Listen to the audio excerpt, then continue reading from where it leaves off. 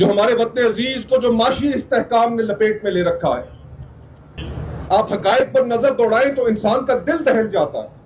45% پاکستان یعنی کہ آدھا پاکستان سطح غربت سے نیچے زندگی گزارنے پر مجبور ہے، کہ آج لگ بھگ آدھے پاکستان کو 2 وقت کی روٹی میسر نہیں ہے،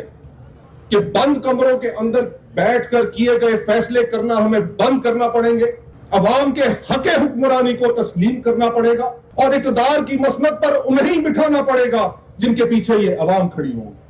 جب تک ہم اس نقطے پر اکٹھے نہیں ہوتے، یقین مانیے کہ یہ عدم استحکام نہ صرف جاری رہے گا بلکہ خدا نخواستہ اس ملک کو مزید بحرانوں کی طرف دھکیل دے گا۔ گھروں سے باہر قدم نہیں رکھ سکتے، بلوچستان میں کوئٹہ کے باہر آپ رات کو سفر نہیں کر سکتے، جنوبی اضلاع خیبر پختونخوا کے ریاست کی رٹ مکمل طور پر ختم ہو چکی ہے، وہاں پر بھی یہی حال ہے، قبائلی علاقہ جات سابقہ وہاں پر بھی یہی صورتحال ہے۔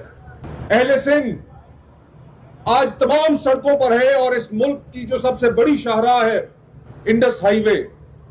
وہ آج کے روز میں جب میں آپ سے اور ہم ایک دوسرے سے کلام کر رہے ہیں تو وہ بھی بند پڑی ہے۔ نہروں کے حوالے سے وہاں پر ایک شدید ارتعاش ہے۔ یہ جو مائنز اینڈ منرلز کا ایک بل لے کر آ گئے، گلگت بلتستان میں بھی ارتعاش پیدا ہو گیا، تو بھلا بتائیے کہ آج پاکستان کا کون سا حصہ ہے، وفاق کا کون سا حصہ ہے کہ جہاں پر اس وقت لوگ سڑکوں پر موجود نہیں ہیں؟ آج جہاں پر لوگوں کی گریوینس بڑھتی نہیں چلی جا رہی، اور یہ چیزیں کیا کم تھیں کہ ساتھ ہی ساتھ جو ہمارے وطن عزیز کو جو معاشی استحکام نے لپیٹ میں لے رکھا ہے، آپ حقائق پر نظر دوڑائیں تو انسان کا دل دہل جاتا ہے۔ چند ہفتے پہلے ورلڈ بینک کی ایک رپورٹ آئی،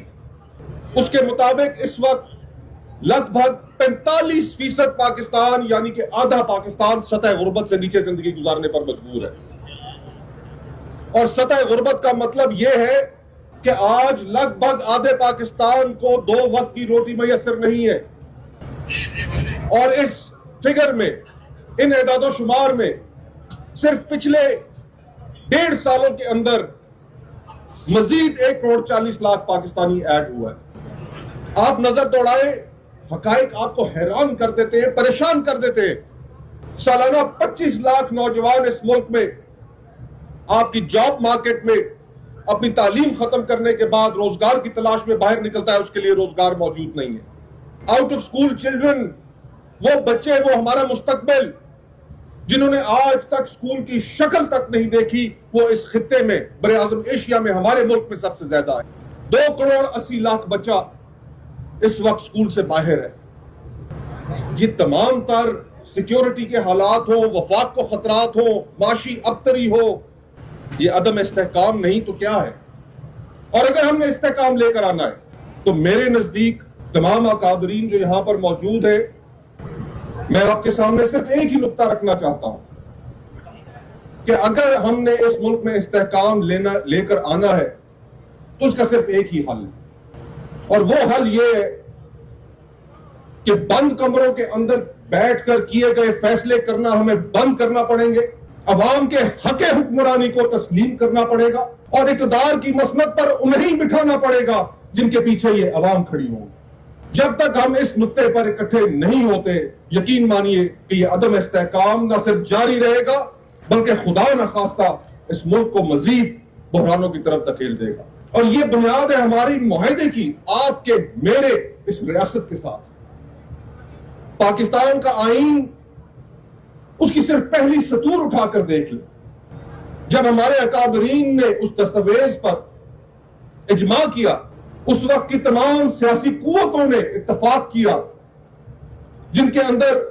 سیکولر طبقہ بھی شامل تھا، لبرل، پروگریسو اور مذہبی طبقہ بھی شامل تھا، اور کیا خوبصورت انہوں نے اجماع کیا کہ اس کائنات کی حکمرانی بلا شک و شبہ خدائے بزرگ و برتر کے پاس ہے، اور خدائے بزرگ و برتر کے بعد حق حکمرانی دینا عوام کا کام ہے۔ یہ اجماع تھا۔ ریاست پاکستان کی یہ بنیاد ہے کہ طاقت کا سرچشمہ آپ ہوں گے، اور آپ کا فیصلہ آواز خلق نکارہ خدا کے برابر گنا جائے. لیکن افسوس کے ساتھ کہنا پڑتا ہے کہ ہم نے اس ملک کے اندر جو حالات دیکھے اور آج جتنا عدم استحکام ہے یہ صرف اور صرف اس پر عمل نہ کرنے کی وجہ سے. ریاستوں کو ممالک کو دہائیاں لگتی ہیں اپنے آپ کو ٹھیک کرنے میں, پٹڑی پر ڈالنے میں, لیکن وہ ایک چیز پر تو اتفاق کر کے آگے بڑھتے ہیں. ہم نے تو آج تک اس چیز پر بھی اتفاق نہیں کیا کہ کیا فارم 47 راتوں رات تیار کر کے اگلے دن صبح لوگوں کے ہاتھ میں پکڑا دیے جائیں گے, یا عوام کے کیے گئے فیصلے کو ہم تسلیم کریں. ہم نے تو وہ بنیادیں اس ملک میں ڈال دی اس ملک کو مزید عدم استحکام کا شکار کرنے کے لیے کہ جب تک ہم عوام کے حق حکمرانی کو تسلیم نہیں کرتے اس وقت تک یقین مانیے کہ ہم کہیں نہیں پہنچ پائیں گے. اور جہاں پر اس ساری صورتحال میں ہم سیاستدانوں کا کردار ہے, اس ملک کے جوڈیشری کا کردار ہے, ججز کا کردار ہے, جرنیلوں کا کردار ہے, ہمیں متفقہ طور پر اس ملک کی اشرافیہ کو اپنے جھگڑے ختم کرنے کی بھی ضرورت ہے. یقین مانیے کہ آج جس دوراہے پر پاکستان کھڑا ہے, جو ہمارے ہمسائے ممالک میں جو کچھ ہونے جا رہا ہے, اگر ہم نے آج اپنے ملک کو آئین کے مطابق نہ چلایا,